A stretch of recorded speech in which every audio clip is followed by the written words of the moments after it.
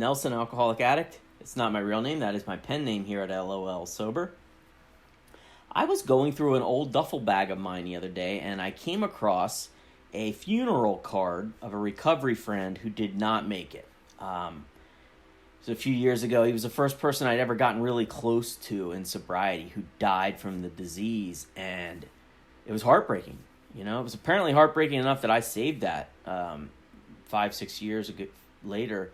It was a picture of him with when he was born and when he died, and it just looking at it really brought back some painful memories. And it also reminded me of how one time I went to a meeting. I'd been sober for a while, and I aired out some tough stuff that was happening in my life. I was sober at the time, so this was not drug or alcohol related that I put out there. It was just life stuff. It was just that, bumpy, non-life threatening stuff that comes up if you're living a good sober life on life's terms, as we say.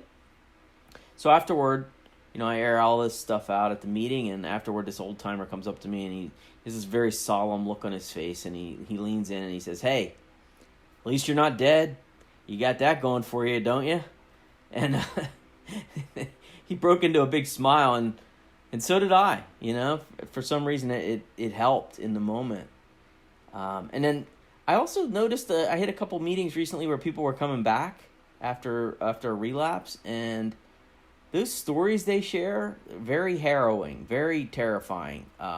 Just lots and lots of moments where they're lucky to be back in a seat, breathing above ground. And so that concept, it just kept coming up over and over again for me, starting with the duffel bag and then up through some friends who making their way back. And it all felt like a big conspiracy by my higher power to just make me just sit with that for a moment every day, and to remember, that old dude's thought that, at least you're not dead.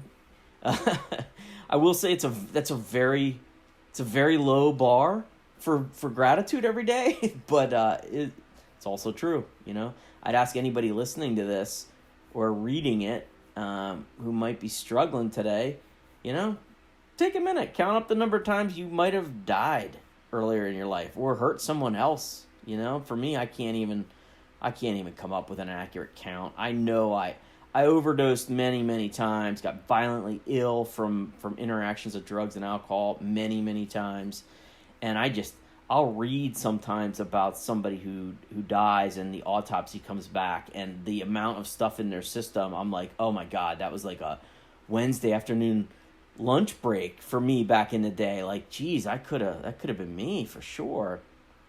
So I like that general idea of reminding myself how much worse it could have been and how bad it could be. If I went back out, there's no guarantee I don't overdo it tonight, in one night.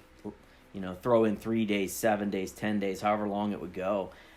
Very good chance I don't make it. I didn't drink in a fun way. I drank to get inebriated, and that's where you're knocking on the door of not waking up. And so that idea of like, hey, at least you're not dead, like, it's not really a sustainable way for me to stay sober. I think if my sober plan every day was to like just wake up and whisper to myself, "Wake up, sleepyhead, aren't you glad you're not dead?" I don't think that would work. That does rhyme though. I didn't even think about that. Wake up, sleepyhead, aren't you glad you're not dead? Should be writing songs for a living. But I think if that was my plan, it's just like, well, at least I'm not dead, I think it would wear off by about day 3. So I can't go to that well too often. That's sort of the nuclear option of staying sober. But hey, when I need a jolt, it sure has come in handy over the years. So, boy, before I go, I should probably apologize for putting a new earworm into your head that you're gonna find yourself singing all nonstop the rest of the day. Wake up, sleepyhead, aren't you glad you're not dead? So maybe I'll trademark that. Thank you so much for letting me share.